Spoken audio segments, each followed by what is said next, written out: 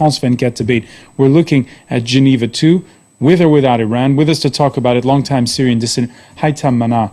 Welcome back to the France 24 debate. Thank you. Welcome back as well to Emma Suleiman, former spokesperson for the Syrian National Council. Thank you for being with us. We want to thank, from London, Olivier Guita, Director of Research at the Henry Jackson Society, for joining us. And in Cairo, the Financial Times correspondent, Borzu Daragahi, who has made trips inside of Syria, of course, over the past 3 years to report on what's going on there. The France 24 debate, where you can join the conversation on Facebook and on Twitter, our hashtag F24debate. Let's start with this Monday's news. Iran's place at the table in Switzerland, the engraved invite coming with a disclaimer. The Secretary General of the United Nations has extended an invitation to Iran on the basis that they understand that the basis of the conference is the full implementation of the original Geneva communique, a transitional governing body. I think it would be very helpful to hear that publicly from Iran. It'd be helpful to hear it publicly, but what has been heard publicly out of Tehran? Well, a foreign ministry spokesperson quoted by the ISNA news agency saying that we have always rejected any precondition for attending the Geneva 2 meeting on Syria. Based on the official invitation that we have received, Iran will attend the Geneva 2 without any precondition. And that has forced the U.S. to issue that uninvite request. UN Secretary General Ban Ki-moon, as we speak, urgently considering his options. That according to a spokesperson for the United Nations. I guess at this point in time, HaythamManna, do you think that the talks will open Wednesday in Geneva? I don't know. It's possible that all stop, and also I think that Russia and the States decided really to do all their possible to do it in the 22nd. And we tried with them to change the time, to give us 2 weeks more, or they refused both any discussion about the timing. For that, we refused to go. So you're saying the U.S. and Russia could have perhaps delayed things, but Iran, pretty steadfast here so far. You know, the question of Iran, I think it's superficial. It's not real question. Because if you are a part of the problem, you must be a part of the solution. And Iran must be involved in these discussions to be a part of the decisions and to respect the result of these negotiations. If it is not, nobody can ask Iran to accept what happened in Geneva. For that, we asked it from the beginning. All parts of the problem to come to Geneva too. I think that this is a bad question because the Syrian National Council, for example, never accepted Geneva communique. The coalition never accepted Geneva communique. The Syrian regime never accepted Geneva communique. Why we ask only the Iranian to do it? We must ask everybody or nobody. Emma Suleiman. I agree on what Mr. Manna says. One part, which is definitely Iran has to be has to attend and participate in the Geneva peace talk, because obviously Iran is regime is first ally and they're funders and they have their military on the ground. They're part of the problem and they would not respect it unless they're part of it. However, we should ask ourselves, why did Ban Ki-moon send an invite to Iran, knowing that it was one of the key conditions of the Syrian National Council they will not attend if Iran is going. So why did it happen? Why did they send them an invite just a day after and Iran accepted? And what's your answer to that? I have no idea. We should wait and see. It's in an hour. In an hour, we'll find out. I think there are two possible scenarios. If Iran doesn't go, then the Syrian National Council will come out stronger because they have at least achieved one of the preconditions they pushed for. If they didn't, I think they will still have to go, but they will look much weaker. So I'm not sure what guarantees did they get to do such a thing and suspend their attendance based on Iran, or if it was just a random decision taken without any reflection. So I'm not really, I don't know. We have to wait and see, and we'll find out in an hour. Otherwise, yeah, I think that's it. All right. HaythamManna, go ahead. Yes. I know very well Mr. Ban Ki-moon. He cannot send as an invitation without the green line, the green light from the states. He cannot do it. For that, I think that there was a deal. We will invite the Iranian delegation after the end of the problem of the Western-backed coalition. And they did it exactly as it must be. All right, but since then it's unraveled with that statement out of Tehran. Let's go to Borzu Daragahi. Borzu, if you were a betting man, would you say that there are going to be talks Wednesday? I think there will be talks. I think that more likely than not, Ban Ki-moon will rescind the invitation based on the latest comments that we've heard from the spokesman for the Secretary General. I think there's a lot of pressure on the Syrian opposition at this point. They're already on very tenuous ground with regard to the people on the ground in Syria, the people who are fighting against Bashar al-Assad, the people who are the activists who actually are living in Syria. There's a very tenuous connection between the Syrian National Coalition and those people on the ground. Some say that they have no real credibility with those people on the ground. And if Iran were to attend those talks in Montreux and Geneva, it would even worsen the relationship between the Syrian National Council, the activists abroad, and those inside the country. Iran has a very bad reputation and is viewed as a very malignant force in Syria by the opposition. There's also a geopolitical dimension, of course. Saudi Arabia is the greatest backer of the Syrian opposition at this point, and it doesn't want anything that would increase the legitimacy and the regional clout of Iran at this point. It views the Syria conflict very much as a conflict with Iran, and it will, fight to the end to make sure that Iran gets no advantages, especially after Iran has so successfully worked with the West to get some kind of sanctions relief this week and some kind of agreement over their nuclear program. And do you see the discussion on Syria, where we've seen the United States pressuring to get for that uninvitation to Iran, and the nuclear issue, where we've seen this Monday an easing of sanctions on the part of Washington and the EU? Do you see them being hermetically sealed and separate? Well, it's hard. I think they are separate. I wouldn't say that they're hermetically separate. I think there is an effort on the part of Western powers to resolve the Iran issue. I think that, for example, in the Obama administration, they definitely view the nuclear issue as separate from Iran's regional ambitions and the issue of the Levant, of the Syria, Lebanon, and Iraq, and so forth. At least in terms of their steps in the coming days and so on. There's some kind of ringing in my ear. I don't know what's causing that. All right, we'll try to fix that ringing in your ear. Olivier Guita, your thoughts right now. Are we seeing it all unravel? Listen, I would concur with Borzu that part of that invitation is linked to the fact that Iran is coming back to the forefront of the news and of the negotiations.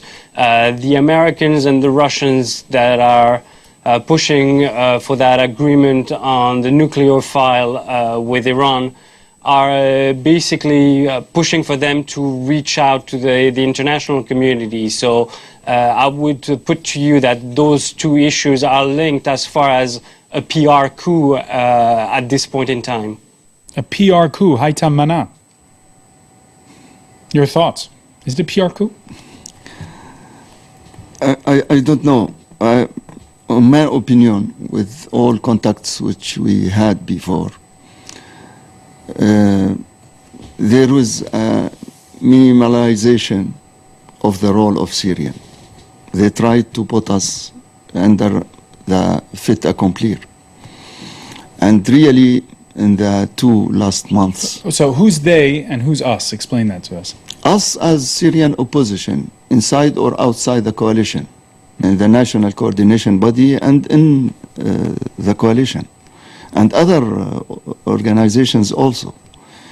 And really, in a moment, we had the feeling that we are a game of nations now, and not we are a part of the Syrian solution.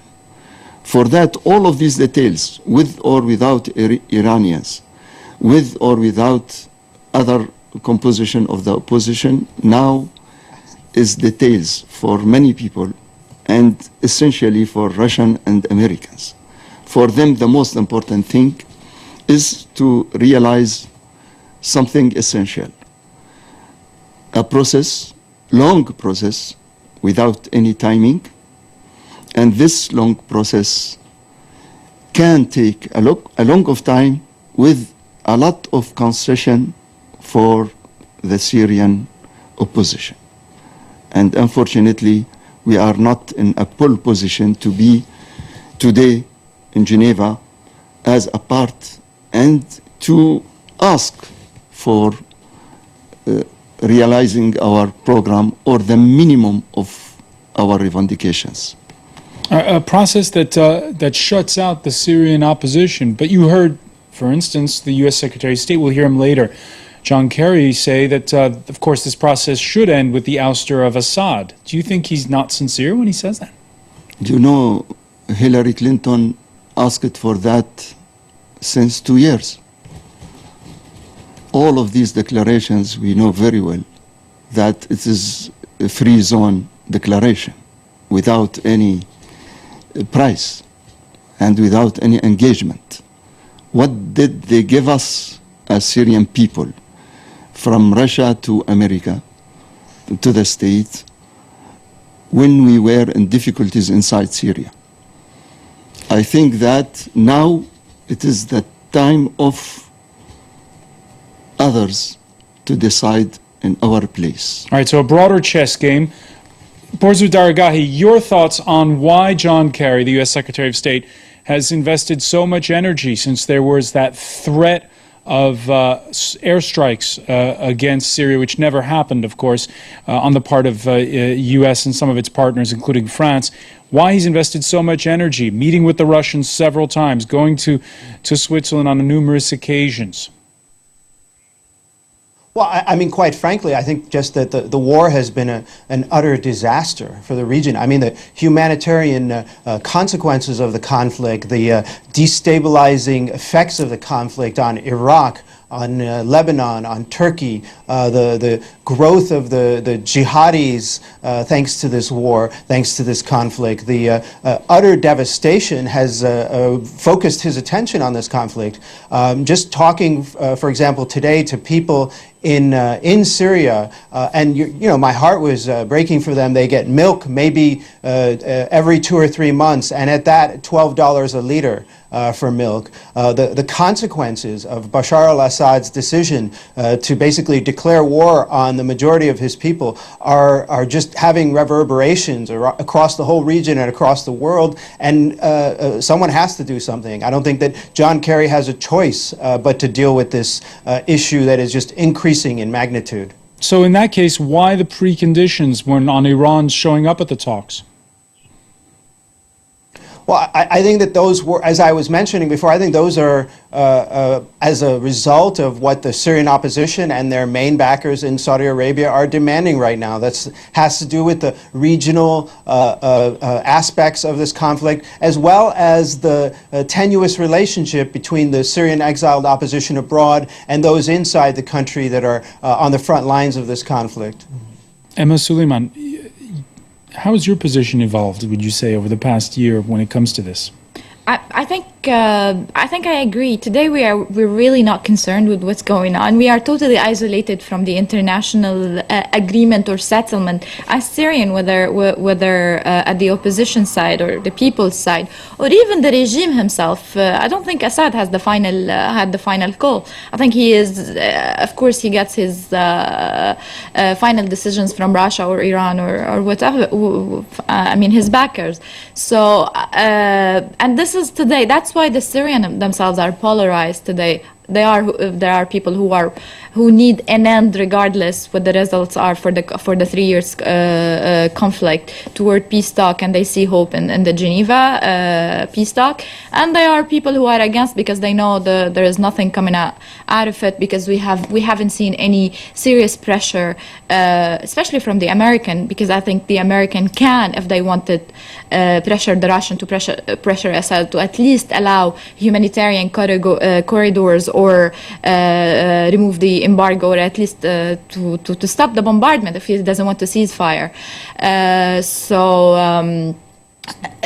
So all we hear, I mean, as Syrian, all we've heard in the last 3 years was just PR, and we know it's only PR. What we hear in the media doesn't reflect any whatsoever what is going on under the table between the geopolitical leaders and what's going on the ground. And of course, Borzu adding a dimension to that, which was, of course, the growing influence of jihadists inside of Syria. We're going to pick up on that point when we come back. This is the France 24 debate.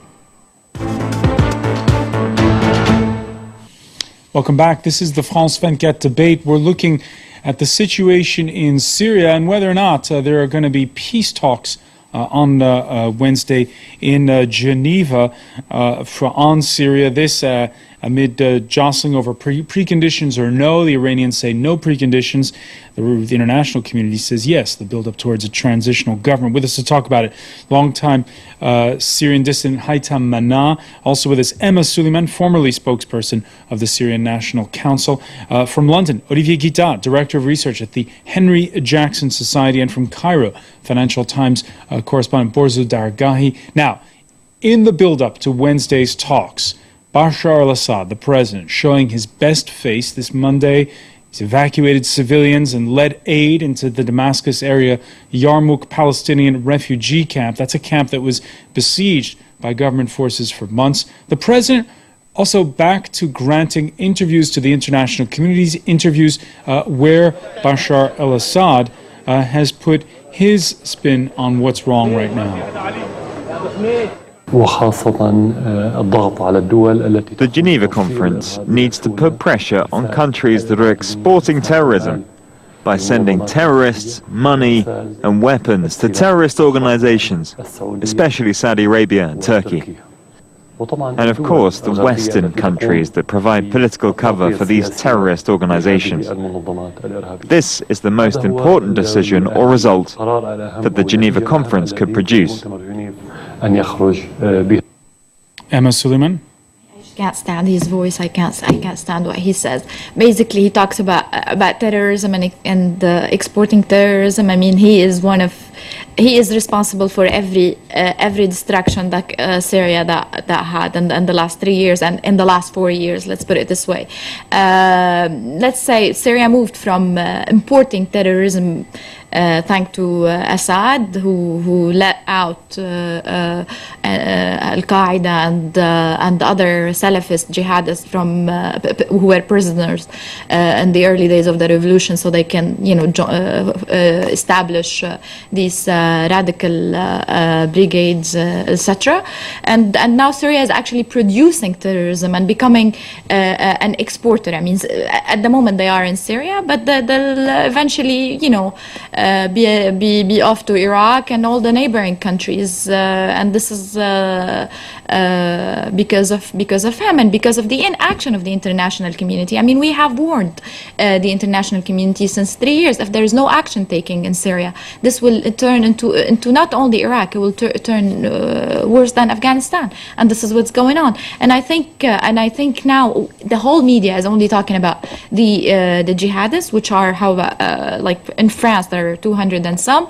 In Syria, their best case scenario, I mean, the foreigners are about 15 to 20,000, and at the same time, hundreds are dying hundreds and thousands are dying in Syria on monthly basis, and we only focus on the issue of the jihad. And now, if you talk to anyone in Europe, and their first response will be, Assad is the nice one because his opposition are the jihadists. But no one knows that the Syrian never called for jihadists or foreigners to come into Syria. And I think this should be addressed clearly from the Syrian opposition themselves, that we did not ask for any jihadists to come to Syria, and we don't want them in Syria. All right, Ms. Suleiman, you're correct in saying that it is the Western-born jihadists that are grabbing the headlines. It was front-page news in this Monday's Daily Telegraph about homegrown jihadists who will then be returning home from Syria. Over the weekend, it was here in France, the growing number of those homegrown jihadists off to Syria to hone their skills, which France's interior minister says is a top concern. Josh Vardy told us about this earlier. This is the last photo of Hakim, showing him in Syria. Instead of going back to school after the winter holidays, the teenager took a flight to Turkey using his father's credit card. He's good-natured and calm. He had no links to those kind of groups in any way. He didn't go to the mosque or anything like that. He doesn't speak Arabic, nor can he write it. A good student and class representative, the 15-year-old left with another pupil from the same school. These are two very different profiles. For one of the students, everyone was taken by surprise. We were stunned. For the other student, it's a lot more complicated. He had a more chaotic background. According to other schoolmates, the two friends isolated themselves and Hakim started to change. He stopped listening to music, for example. He'd only listen to chants from the Quran. One day he gave away all his belongings. We don't know if he gave them away or sold them. He sold lots. The boy was last contacted on social networks 3 days ago. I told him to come back to France and to think of his family first. That's the most important thing. And he said, "Don't worry, I'll get a reward at the end." As the civil war enters its third year in Syria, more and more young Europeans are joining the rebellion. And again, Olivier Guittard, this is the story that's been making news here in France this Monday, the story of underage jihadists, also the interior minister saying that if you add up those that are going to Syria, those that are there and those that are coming back, they number 700. When you hear Emma Suleiman express outrage at the fact that that is the top story, what's your reaction? Listen, I totally agree with Emma. Assad has been very skillful in presenting the conflict in a black and white framework whereby it's either him or the jihadists. I would put to you that the opposition was not good into saying there's a third way. What I think is happening as far as the headlines, yes, the sheer numbers of Westerners going to Syria make it the highest number of jihadists ever to reach one theater of war, much more than Afghanistan, much more than Bosnia, much more than Iraq. And so that's why the Western security services are rightly so concerned. The issue that you have, and that's why selfishly it comes back to Western democracies, is when those people are going to come back radicalized and with a much broader sophistication and skills, they could be potential attackers on their homeland because of what happened and because of the West inaction. You know, back in July, August, when there was this whole debate about intervening or not in Syria after the chemical attack, I pointed out that by watching those images of young kids dying from the chemical attack, the jihadists would out of a feat just getting people to come to their fore and making the case that the Western didn't intervene because they don't care about the Muslim lands, they don't care about their Muslim brothers, and that people within those democracies have to take responsibility and come to fight the jihad in Syria. But then it brings up the question that we have in the strap for you there, Olivier. Is it the top priority now to oust Assad, like John Kerry says, or is the top priority to oust the jihadists? Both of it, because obviously Geneva is not going to get anything done as far as ousting the jihadists, because it's a phenomenon that has been growing, and the fact that it's very easy to reach Syria is much more of an issue than it was before. The fact that the West didn't take part into any meaningful action on the ground is making them really vulnerable to what's happening. They have lost their fates. The fates, of the Syrian people is not in the hands of the West. By not intervening one way or another, the West has given way to other countries such as Iran, Syria, Assad, Saudi Arabia, Qatar, to decide what's going to happen. Do you agree with that, Borzu Daragahi? Well, I mean, it's easy to blame everything on the U.S., but I would just posit this, that even if the U.S. and other powers were to stop supporting the Syrian opposition and the Syrian rebellion to the extent that, even to the small extent that they're supporting them now, does anyone really think this is going to end? Does anyone really think, I would say that the level of brutality and injustice that was inflicted by Bashar al-Assad's regime has created an effect which can't just be stopped. I think that what Bashar al-Assad has done, the crimes that he has committed against his own people, are going to have a reaction, and part of that reaction is young, idealistic people, whether in the West or in other Arab countries, looking at the horror that is happening in Syria and wanting to get involved in some way and wanting to defend these poor people, as the previous speaker mentioned, these people who died of chemical weapons, basically gassed to death by Bashar al-Assad. They want to do something about this. So whether or not John Kerry or the U.S. administration or anyone else gets involved in this or does something about it, this jihadi problem will grow unless Bashar al-Assad is overthrown. And Borzu, we're getting word of a double suicide attack at a border crossing with Turkey in Idlib province. At least 16 killed, according to the Syrian Observatory for Human Rights. And this is attributed to another dimension of this, which is the fight between jihadists and more moderate rebels. Where is that going now?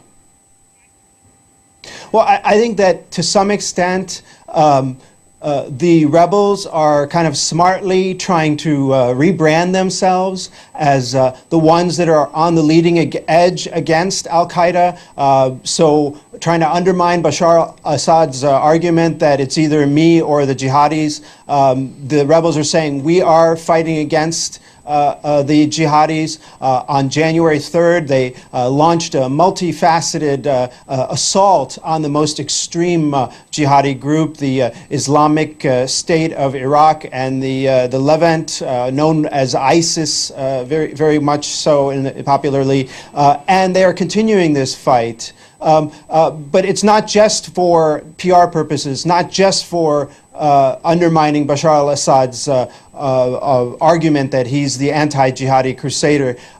This particular group has a very dark, bleak vision that just does not fit with what the Syrian revolution was about. It's even more extreme than other Islamic groups such as Jabhat al-Nusra. And so they had to deal with this group one way or another at some point.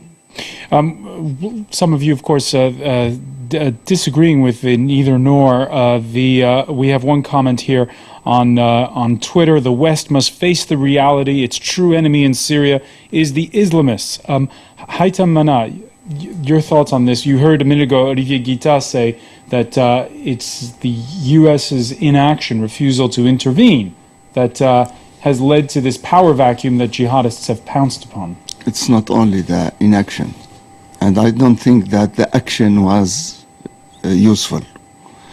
I think that the problem was the strategy of the so-called friends of the Syrian people, because their strategy from the beginning was, we must finish with Assad by any way. And the politic of the Gulf countries and Turkey was clear. The border open to help Syrian by jihadists. Their name was not jihadist at that time. Free Army is beautiful, and these foreigners which help Free Army can reinforce the Syrian revolution. And this politics with the fatwa of Qaradawi and all these religions from Saudi Arabia, Qatar and Egypt at that time pushed many people to go to Syria. And we have now more than 25,000 people in Syria. Okay, so you've said from the outset... The responsibility is a common one. Assad released the prisoners of Sednaya in May 2011. And these three people of these people are now the head of the Islamic Front. And in the same time, he shut the eyes about the north of the country. All right, but he opened the door to give a bad example of the Syrian struggle. You've argued from the get-go against sending weapons, saying that it's not going to be a crisis you can solve with guns. Do you still feel that way? I think that everyone in Syria, every honest citizen in Syria say today that militarization was in the interest of the regime and was the most important element of the destruction of what we have today. Right, but pragmatically today, what do you do? I think, first of all, the Security Council must give directly and immediately a resolution to put all foreigners in Syria, from Hezbollah to these of Zawahiri and others, and your European, to put them out of the legitimacy and out of the legal situation. They can't anymore. They can do it, and when they do it, I can ask Erdogan to shut the border. First, we can ask the Saudi. Yesterday we had a very important change in the media in Saudi Arabia. With a program, we heard many mothers spoke about their child killed in Syria. And now in Saudi Arabia there is a movement against this sheikh which gave a fatwa, these Wahhabis. This is excellent, but this is not only excellent. We need a resolution, a clear resolution. All right. And people who are against now, I think, are complice. No, but a serious resolution, resolution against Hezbollah at the same time. Do you actually believe that Russia will not veto? No. We asked the Russian. They asked us not to give the name of any part with a resolution, and the Americans the same thing. Listen, let me expand. Both of them accepted, and up to now, they didn't do anything. They accepted for no Syrian foreigners. Okay. This is the formula, and it's a very good one. In my opinion, the saying that the Syrian problems, I mean, it's only because of the Western and Saudi-backed opposition has nothing to do with reality. The reality is it was a popular revolution since day one. I mean, I think you are totally aware of the fact that Assad thought that we were all backed up by Saudi, Turkey, etc., but that wasn't true. Later on, of course, when he called for the saint war between Shia and Sunnis, so it turned into a saint war, and this is how we saw Hezbollah, Irani, Iraqi, and Afghani troops, and these are as radical as the Sunni. Okay, so both radicals they found a jihadi Disneyland. Let's put it this way. Now, the key problem, if you really want to stop this from growing, you have to cure the core of the problem, which is Assad himself. Issuing a resolution with Assad in power would not resolve the problem, because the people who started this revolution will continue. I agree with you. The Islamic Front is Zahran Alloush is a Salafi himself, yes. And he's not a moderate, right? But you have many moderates who joined the fighters. Yes. I've been to Syria myself. I've been in the heart of today. All the problems stay. You must take in consideration that the concentration of all our problem in this Superman called Bashar al-Assad, which for me is really a crazy president, and not Thank you really for highlighting that.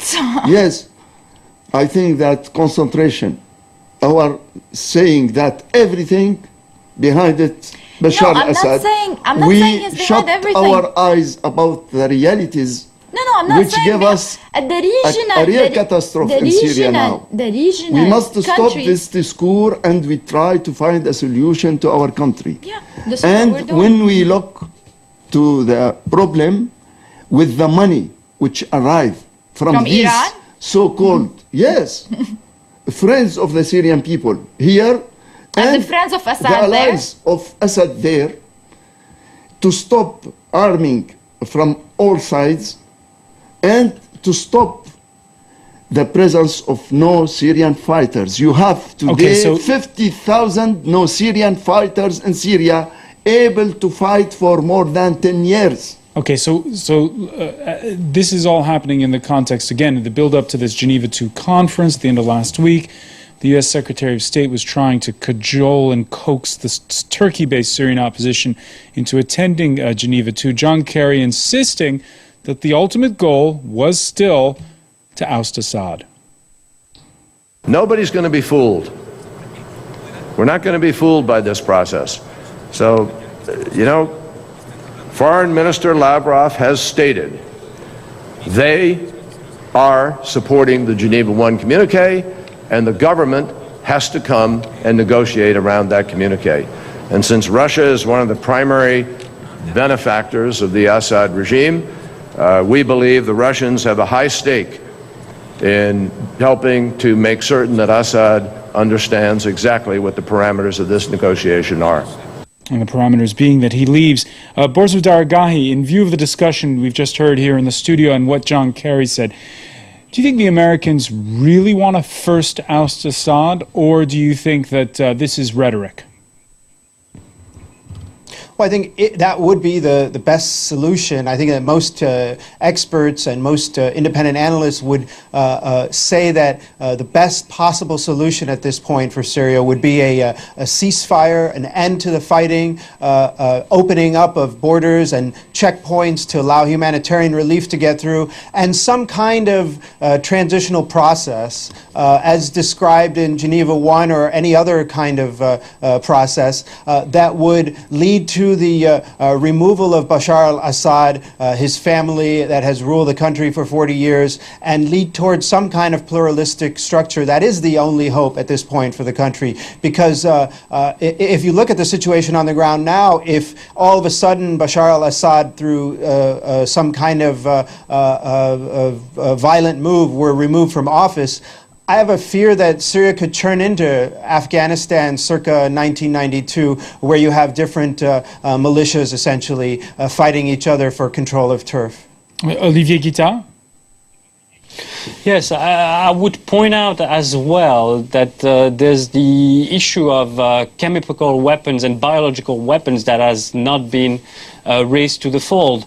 And I think John Kerry would be really behind getting the chemical weapons issue out the door before he sees Assad out, because he doesn't want the jihadists taking control of chemical, biological weapons. And that's something that everybody should keep in mind, because that's the agreement that was really the tipping point, if you remember, of the crisis, and that took both the Americans and the West out of the conundrum of intervening or not. HaythamManna, right now we're at a point where after those chemical weapons came into being, it did help to concentrate the minds. It did bring the US and the Russia to discuss together more, which they hadn't before. Would you say that this moment where there is the chance for talks is fading? Not completely, but I must tell you something. When Mr. Kerry speak about ceasefire, all of us know that it's a very complicated operation now. We are not in the 30th of June 2012. And now, to ceasefire in Syria, you need the agreement of more than 25 parties, which are not concerned by Geneva II. And it will not be possible. For that, we must concentrate our effort, first of all, to re-change alliances inside Syria. For example, up to now, the Free Army worked together with Daesh, with the State of ISIS. ISIS, and with al-Nusra against the Kurdish groups.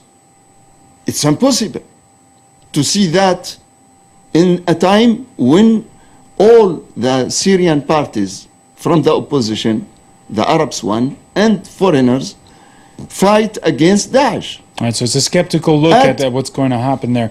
You know, we must have a new alliances and new position for many groups inside the country. And bring them into the fold of the discussion. After a political rapprochement between groups who are for a political solution and groups who are against. All right, so it sounds like in your view that it's not the case. It's too early in your view for talks. HaythamManna, I want to thank you. I want to thank Emma Suleiman.